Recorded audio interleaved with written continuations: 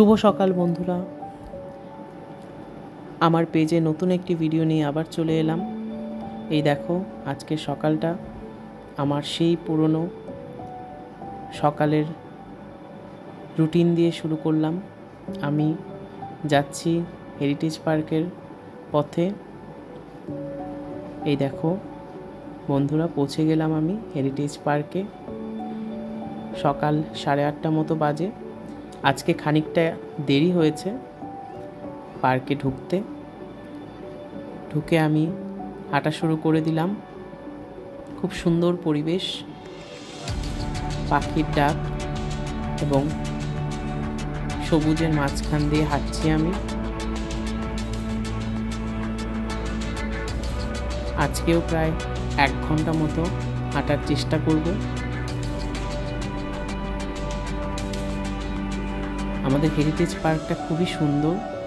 আজকে এই নতুন দিকটা তোমাদের সকলের সাথে ভাগ করে নেওয়ার জন্য এদিকে হাঁটা শুরু করলাম।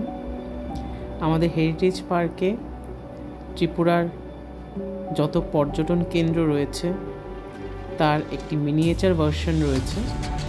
এই যে বন্ধুরা, এখানে ত্রিপুরার প্রথম রেল স্টেশন, যেটি উত্তর জেলায় অবস্থিত, ধর্মনগর রেলওয়ে স্টেশন থেকে শুরু হয় এবং এটা শেষ পর্যন্ত সাবরুম পর্যন্ত যায়।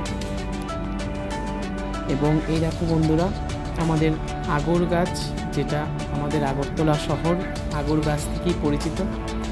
তারপর এই বাড়ি ফিরছি আমি। 1 ঘন্টা হাঁটা শেষে বাড়ির পথে উবার বাইকে করে আমি বাড়ি ফিরে যাচ্ছি। বাড়ি ফিরে তাড়াতাড়ি করে আমার নিজের ঘরটাকে গুছিয়ে নিলাম। তারপর চলে এলাম আমার ইউনিভার্সিটিতে। শনিবার দিন সাধারণত ছুটির দিন থাকে, কিন্তু আজকে বিশেষ কারণে আসতে হয়েছে। আজকে কাজের দিন ছিল। এই দেখো, রোদ ঝলমলে আকাশ, খুব সুন্দর একটি সকাল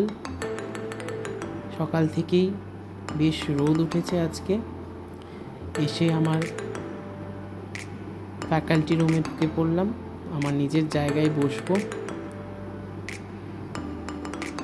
বসে কাজ শুরু করে দেবো এবার। সকাল 10:30 মতো বাজে। আমার অ্যাটেন্ডেন্স রেজিস্টারটা আরেকটু আপডেট করে দিলাম। তারপরেই দেখো বন্ধুরা, সারাদিন কাজের শেষে এখন এই গবেষণার কাজ নিয়ে বসেছিলাম ল্যাপটপে এবং একটু বাদেই বেরিয়ে পড়বো। 4টে মতো বাজে। এই দেখো বন্ধুরা, বিকেল 4:30 বাজে। আমি বাড়ির পথে ফিরছি।